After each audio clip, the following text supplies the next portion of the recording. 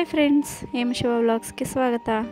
ನುಡಿ ಬೆಳಗು ಗವಿಸಿದ್ದೇಶ್ವರ ಸ್ವಾಮೀಜಿಯವರು ಬರೆದಿರುವಂಥದ್ದು ಎಪಿಸೋಡ್ 176. ಜಗತ್ತಿನ ಋಣ ತೀರಿಸಬೇಕು. ನಮ್ಮ ಮನೆಯ ಹಿತ್ತಲಿನ ಸಣ್ಣ ಬಳ್ಳಿಯಲ್ಲಿ ಒಂದು ಹೂವು ಅರಳುತ್ತದೆ. ಹೂವಿನ ಆಯುಷ್ಯ ಎಷ್ಟು ಹೇಳಿ? ಮನುಷ್ಯನ ಹಾಗೆ ಒಂದು ಹೂವು 100 ವರ್ಷ ಬದುಕುವುದಿಲ್ಲ. ಹೂವಿನ ಆಯುಷ್ಯ ಒಂದೇ ದಿನ. ಸೂರ್ಯೋದಯದಿಂದ ಆರಂಭವಾಗಿ ಸೂರ್ಯಾಸ್ತದಲ್ಲಿ ಮುಗಿದು ಹೋಗುತ್ತದೆ. ಮನುಷ್ಯ 100 ವರ್ಷ ಬದುಕಿದ.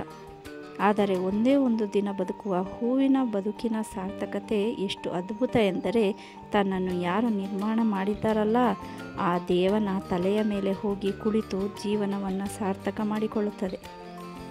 ಮನುಷ್ಯ ಕೂಡ ಅಂತಹ ಸುಂದರ ಬದುಕು ಕಟ್ಟಿಕೊಳ್ಳಬೇಕು. ಏನು ಮಾಡಿ ಈ ಬದುಕಿನ ಋಣ, ಈ ಜಗತ್ತಿನ ಋಣ ತೀರಿಸಬೇಕು ಎಂದು ಆಲೋಚಿಸಬೇಕು. ನಾನು ಇಲ್ಲಿಗೆ ಬರುವುದಕ್ಕೆ ಮೊದಲು ಮಣ್ಣು, ಕಲ್ಲು, ನೀರು, ಗಾಳಿ ಯಾವುದನ್ನು ನಿರ್ಮಾಣ ಮಾಡಲಿಲ್ಲ. ನಾನು ಹುಟ್ಟಿ ಬರುವುದಕ್ಕೆ ಮೊದಲೇ ನಿಸರ್ಗ ದೇವತೆ ನಾನು ಹುಟ್ಟಿ ವಿಕಾಸ ಆಗಲು ಏನೇನು ಬೇಕೋ ಅದೆಲ್ಲವನ್ನು ನಿರ್ಮಾಣ ಮಾಡಿ ಇಟ್ಟಿತ್ತು. ಈ ನಿಸರ್ಗಕ್ಕಾಗಿ ಮನುಷ್ಯ ಏನು ಕೊಟ್ಟಿದ್ದಾನೆ? ಅದಕ್ಕಾಗಿ ಮನುಷ್ಯ ಒಳ್ಳೆಯ ಕೆಲಸ ಮಾಡಬೇಕು. ಬೇಕಾದಷ್ಟು ಜನ ಈ ಜಗತ್ತು ನೆನಪಿನಲ್ಲಿ ಇಡುವಂತಹ ಕೆಲಸ ಮಾಡಿ ಹೋಗಿದ್ದಾರೆ. ಭಗತ್ ಸಿಂಗ್ನಂತಹ ರಾಷ್ಟ್ರಪ್ರೇಮಿಯನ್ನು ಈ ಜಗತ್ತು ಮರೆಯಲು ಸಾಧ್ಯವೇ? ಮನುಷ್ಯ ದೇಶಕ್ಕಾಗಿ, ಸಮಾಜಕ್ಕಾಗಿ, ನಿಸರ್ಗಕ್ಕಾಗಿ ಒಂದಿಷ್ಟು ಕೊಡುಗೆ ಕೊಟ್ಟು ಹೋಗಬೇಕಾಗುತ್ತದೆ. ಈ ಜಗತ್ತಿನಲ್ಲಿ ಯಾವುದೂ ನನ್ನದು ಎನ್ನುವುದಿಲ್ಲ. ಎಲ್ಲ ನಿಸರ್ಗ ಕೊಟ್ಟ ಪ್ರಸಾದ. ಜಗತ್ತಿನಲ್ಲಿ ಇರುವ ಎಲ್ಲ ವಸ್ತು ವಿಷಯಗಳ ಬಗ್ಗೆ ನನ್ನದು ಎಂಬ ಭಾವನೆ ಬಂದರೆ ಅದು ಪದಾರ್ಥವಾಗುತ್ತದೆ. ಇದು ದೇವರು ಕೊಟ್ಟಿದ್ದು ಎಂಬ ಭಾವನೆ ಬಂದರೆ ಈ ಬದುಕೇ ಪ್ರಸಾದವಾಗುತ್ತದೆ. ಮನೆಯಿಂದ ಹೊರಡುವಾಗ ಬಾಳೆಹಣ್ಣು ತೆಗೆದುಕೊಂಡು ಹೋಗುತ್ತೀವಿ.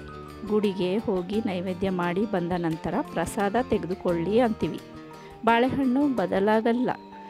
ಹಣ್ಣನ್ನು ನೋಡುವ ದೃಷ್ಟಿಕೋನ ಬದಲಾಗಿದೆ. ಹಾಗೆಯೇ ಈ ಬದುಕನ್ನು ನೋಡುವ ದೃಷ್ಟಿಕೋನ ಬದಲಾಗಬೇಕು. ನಾವು ಈ ಜಗತ್ತಿಗೆ ಅತಿಥಿಗಳಾಗಿ ಬಂದಿದ್ದೇವೆ. ಇಲ್ಲಿ ಯಾರೂ ಕಾಯಂ ಇರೋದಿಲ್ಲ.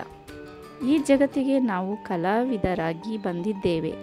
ಇಲ್ಲಿ ನಮ್ಮ ಕಲೆಯನ್ನು ಸರಿಯಾಗಿ ಪ್ರದರ್ಶಿಸಬೇಕು. ಮನುಷ್ಯ ಎಷ್ಟು ಬೆರಕಿ ಎಂದರೆ ಯಾವಾಗಲೂ ತನ್ನ ತಪ್ಪನ್ನು ಒಪ್ಪಿಕೊಳ್ಳುವುದೇ ಇಲ್ಲ. ಮನೆ ಬಹಳ ಕಾಡತೈತ್ರಿ ಅಂತಾನೆ. ಕೈಗೆ ಬಂದ ಹಣ ನಿಲ್ಲೋದಿಲ್ಲ ಅಂತಾನೆ. ವಾಸ್ತು ದೋಷ ಅನ್ನುತ್ತಾನೆ. ಜ್ಯೋತಿಷಿಗಳು ಅಥವಾ ಮಠಾಧೀಶರ ಬಳಿಗೆ ಹೋಗುತ್ತಾನೆ. ಅವರು ಇಂತಹ ಜನ ಬರಲಿ ಎಂದು ಕಾಯುತ್ತಾ ಕುಳಿತಿರುತ್ತಾರೆ.